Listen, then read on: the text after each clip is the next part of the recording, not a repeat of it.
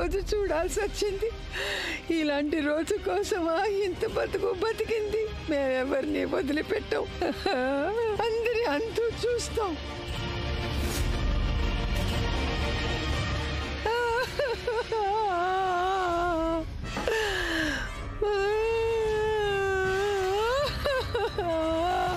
బతికుండగా మేము సాధించలేనివన్నీ ఇప్పుడు మా మరణంతోనైనా సాధిస్తాం.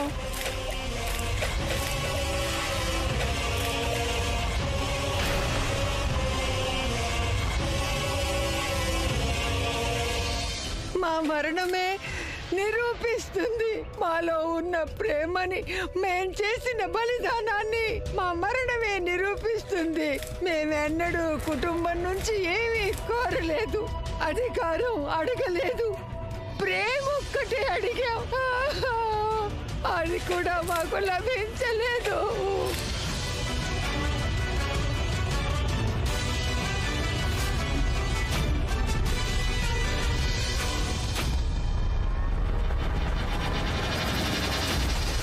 పెదరాణి అమ్మా,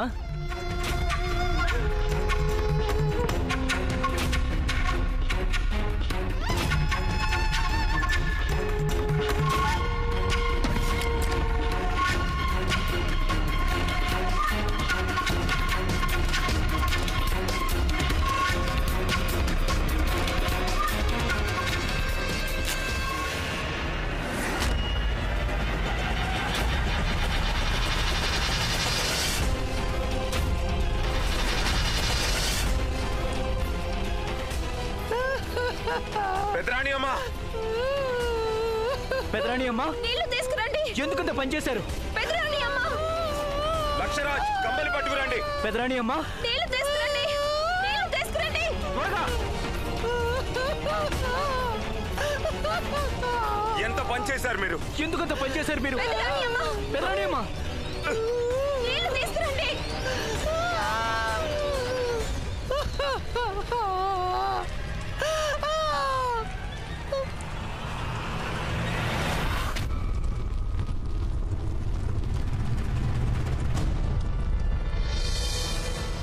పెదరాణి అమ్మా, మాట్లాడండి.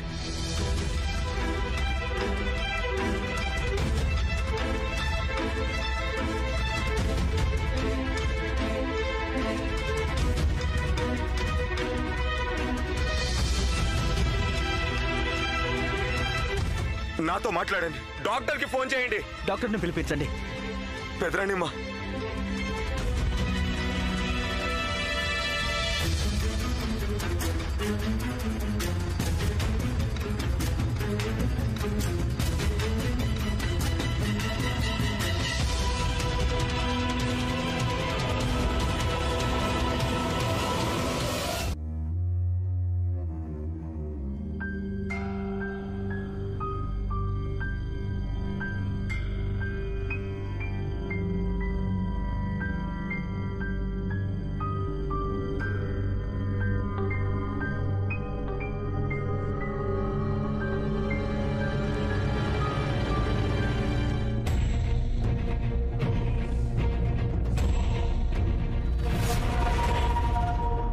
భగవంతుడు చల్లగా చూశాడు.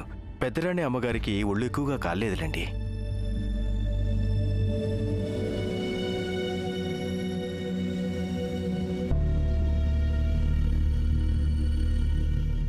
అయితే పెద్ద వయసు కదా, కోలుకోవడానికి కాస్త టైం పట్టొచ్చు.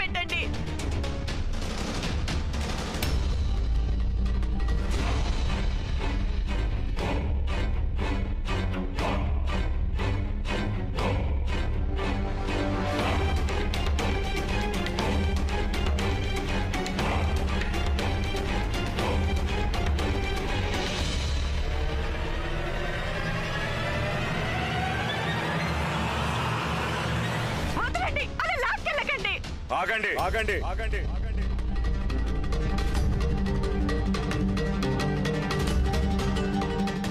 ఈమెను తీసుకెళ్లి చీకటి గృహంలో బంధించండి. ఈమె తన మిగిలిన జీవితాన్ని ఆ 4 గోడల మధ్య గడపాలి. మీరు తప్పు చేస్తున్నారు రానా గారు. పథకం వేసింది పెదరాని అమ్మగారే. నేను వారి చేతిలో పావుని మాత్రమే. ఆ ముసల్ది మిమ్మల్ని వదిలిపెట్టదు, చంపేస్తుంది మిమ్మల్ని. ఆ దేవత ఇప్పుడే అగ్ని పరీక్షతో తనేమిటో నిరూపించుకుంది.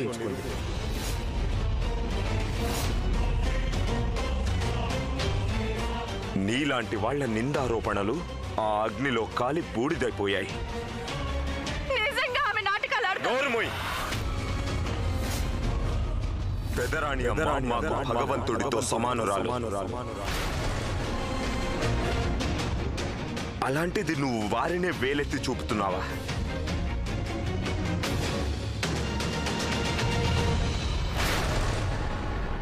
ఇక్కడే ఉంటే మేమీమెను హతమార్చేస్తాం.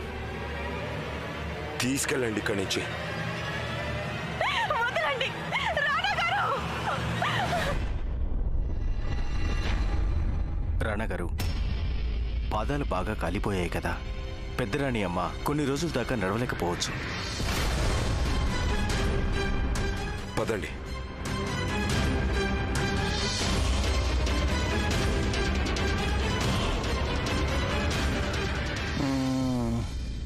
రానా గారు, మీరు నాకు చక్కటి గుణపాఠం చెప్పారు.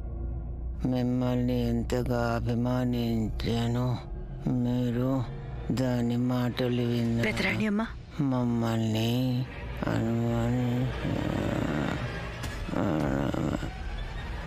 మీకెలా ఉంది?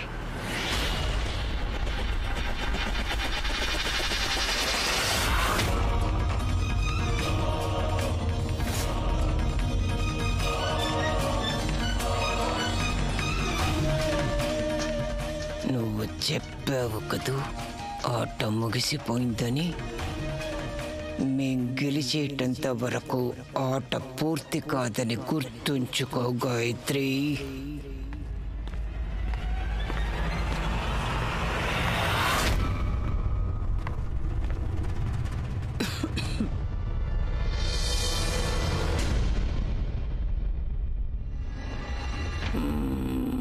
పెదరాణి అమ్మా, ఎలా ఉంది ఇప్పుడు? మీరలా మంటల్లో ఎందుకు? మీ కళ్ళలో అనుమానం చూడగానే మేం కాలి దగ్ధమైపోయాం.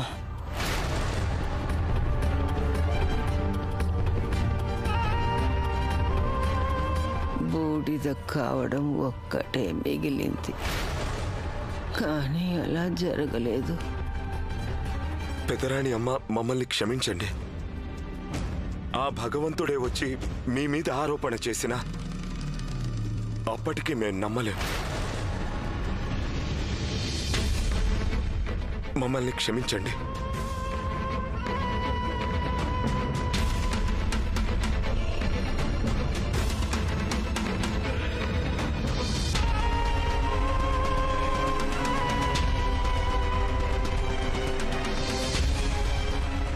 విశ్రాంతి తీసుకోవాలి మీరు. మేముండగా మీకు ఏమీ జరగనివ్వం.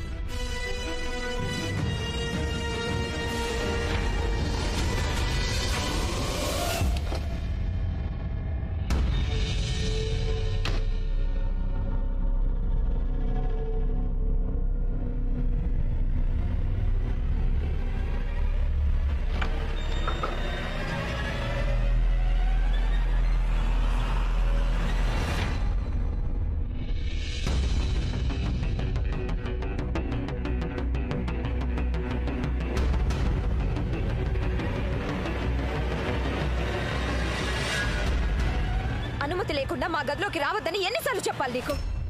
రాకుమార్ గారు, ఈ చిరుతకు మర్యాదలు తెలవు. ఎవరిని అడగకుండా మీ గదిలోకి వచ్చేస్తాడు, మీ మనసులోకి వస్తాడు. ఇలాంటి మాటలేవి మాకు బొత్తిగా ఇష్టం లేదు చిరుత. లక్ష్మణ్, నీ పేరు ఏదైతే అది. రాకుమార్ గారు, ఏమి మీకు నచ్చకపోతే నాకు చెప్పండి, ఎందుకంటే నాకు ఇంకా వేరేవి కూడా తెలుసు. క్షమాపణలు చెప్పు.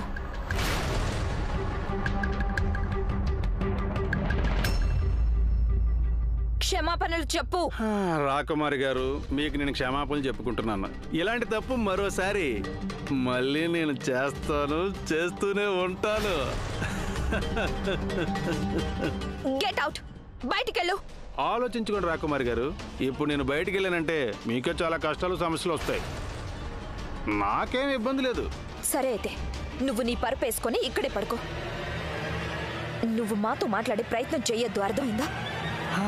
బానే ఉంది.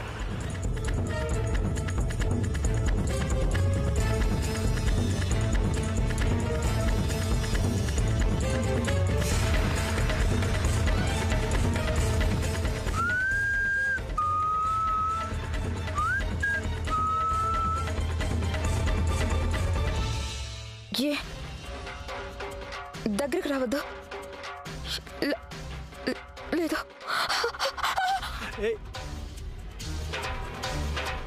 చూడు నువ్వు.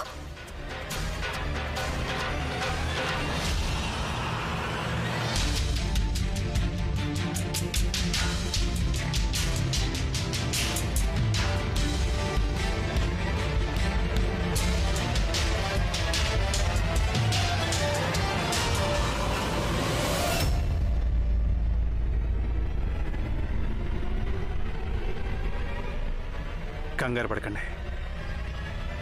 మీకు ఇష్టం లేకుండా మిమ్మల్ని తాకనైనా తాకను.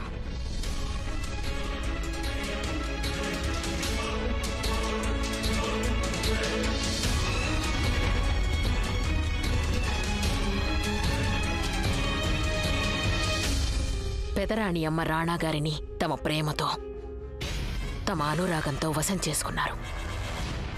ఖడ్గంతో సాధించలేనిది ప్రేమతో సాధించవచ్చునని వారికి బాగా తెలుసు. మాకు వారి ధోరణి మొదటి నుంచి అనుమానంగానే ఉండేది. అందుకే మేము రాణా గారిని వారికి దూరంగా ఉంచాలనుకున్నాం. రాణా గారిని వారు ప్రేమతో ఎలా ఆకట్టుకున్నారంటే, రాజమాత మాటల్ని రాణా గారు ఎప్పుడూ వినిపించుకోలేదు. కానీ రాజమాత, మనం పెదరాణి అమ్మ ఆటల్నిలా సాగనివ్వలేం కదా. మీరు భయపడకండి రాణి, పెదరాణి అమ్మ ఆటలింకా సాగవు. రాజనీతి ఏమంటుందంటే, ఎవరు ఏ భాషని అర్థం చేసుకుంటే ఆ భాషలోనే వారితో మాట్లాడాలి. అలా పెదరాణి అమ్మ పాచికలై ఆడుతున్నారంటే అందుకు మనం పావులు సిద్ధం చేసుకోవాలి కదా.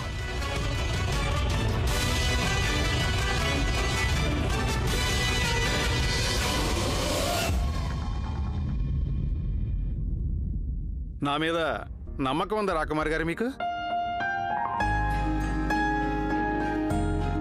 నమ్మకం లేదు. అనుకున్నానులేండి.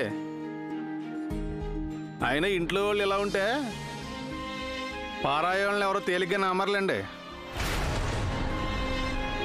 ఈ రాజమహల్లో ఉన్న వాళ్ళకంటే వీధుల్లో ఉన్న బెచ్చగాలు నయమండి. వాళ్ళ దగ్గర పాపం మట్టి పాత్రలే ఉంటాయి, కానీ వాళ్ళ మనసులు ఉన్నాయే బంగారం అండి, బంగారం. నువ్వన్నది నిజమే కావచ్చు. మాకంటే బిచ్చగాళ్లే నయం. తమ వాళ్ళని ఎప్పటికీ వదిలిపెట్టరు. ఈ రాజు కుటుంబంలో, రాజమహల్లో మాకు అందరూ ఉన్నారు. భర్త ఉన్నారు, అత్తగారున్నారు, మామగారున్నారు, అందరూ ఉన్నారు. మాకు మాత్రం ఎవరూ లేరు.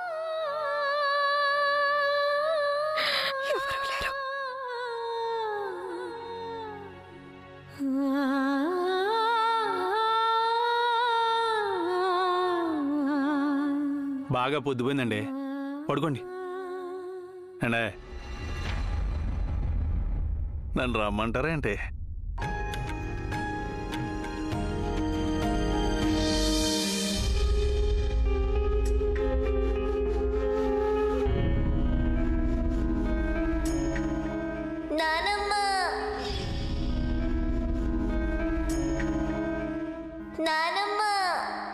నాన్న ఇంద్ర, ఏమైంది బాబు? నా చేయి కాలింది. చెయ్యి కాలిందా? ఎందుకు బుజ్జి? తగ్గిపోతుంది, పూర్తిగా తగ్గిపోతుంది.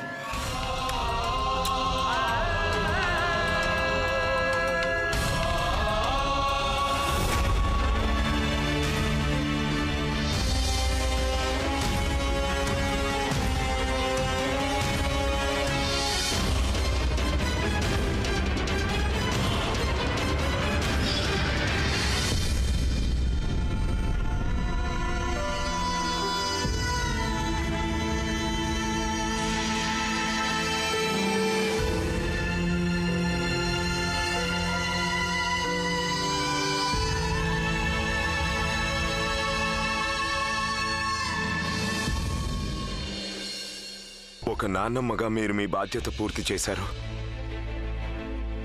ఇప్పుడిక మా వంతు ఒక మనవడిగా మా బాధ్యత మేము నిర్వర్తిస్తాం.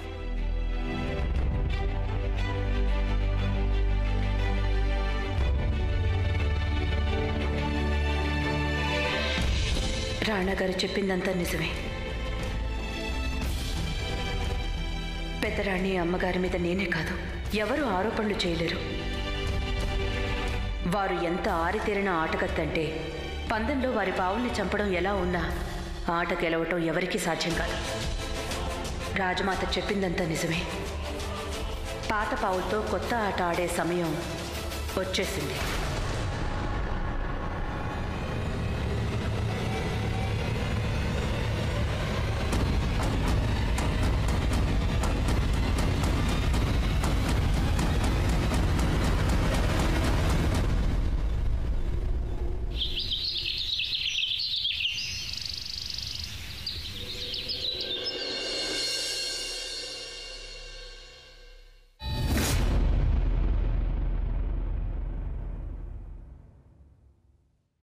కోకిల, మీరు వారసుడని కలవరిస్తున్నారు. ఆ కుర్రాడు తనకి దగ్గరైతేనే కదా వంశానికి వారసుడు పుట్టేది. కోకిల అన్నది మా పేరు మహారాజా. ఆటకి ముగింపు మేమే రాస్తాం కదా, మీరు దిగులు పడకండి. మాకు పూర్తి నమ్మకం ఉంది. ఏడాది తిరగకుండా మనకి వారసుడు పుడతాడు. వాడికి మేం పేర్లు కూడా ఎన్నో ఆలోచించి ఉంచాం. సూర్యవదన్ ఎలా ఉంటుంది? అరే, అది మా సోదరుల పేరు కదా. చి, ముందు మనం వెళ్ళి చూద్దాం ఆ కుర్రాడు ఏం చేస్తున్నాడో.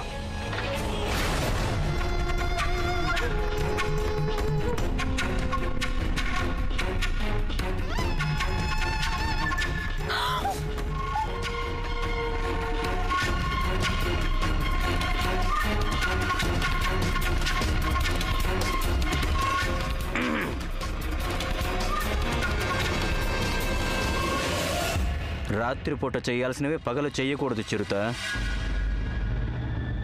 రాజావారు, ఇలాంటి పనులకి సమయం కాదు, మనసులో కోరిక ఉండాలి. కోరుకుంటే ఇక రాత్రేంటి పగలేంటి.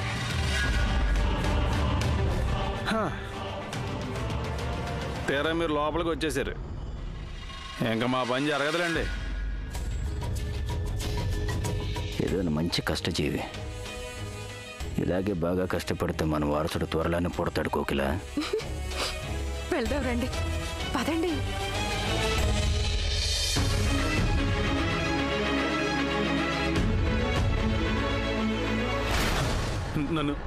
నన్ను క్షమించండి రాకుమార్ గారు. వాళ్ళు వచ్చేసరికి వాళ్ళ ముందు నాటకం ఆడాల్సి వచ్చింది. లేదంటే వాళ్ళు నన్ను ఏం చేయలేకపోవచ్చు, కానీ మీ మీద బాగా జులించేస్తారు. నన్ను క్షమించండి.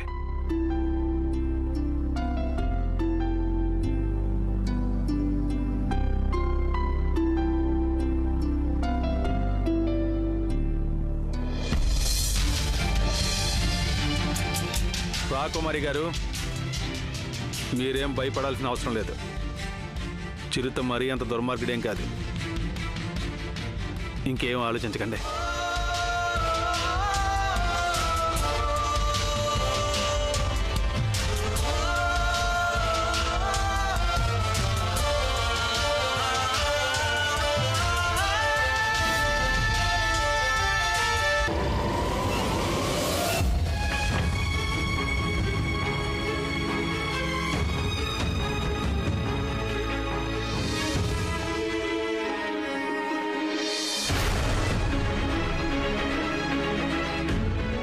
అయ్యో రాకుమారి గారు, నేను మర్చిపోయాను. నేను ఇప్పుడు మీ సేవకుని కదా. ఇప్పుడు కనీసం నా పరుపన్నా తీయాలి కదా, అంతేనా?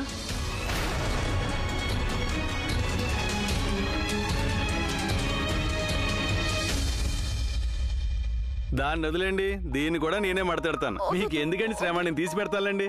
అసలు ఈ అత్త మామలు తొందరపడి చూస్తుంటే నాకు ఏమనిపిస్తుందో తెలుసా? బయటికి వెళ్ళిన వాళ్ళిద్దరూ అప్పుడే మనవడికే పేరు కూడా పెట్టేసి ఉంటారనిపిస్తుంది. ఇదిగో వినండి, ఇప్పుడు నేనేమనుకుంటున్నానంటే, మనవడు కాదు, మనవరాలు పుట్టిస్తే చూడండి, బిడ్డనైతే నేను ఇస్తాను, ఆ బాధ్యత నాదే అనుకోండి.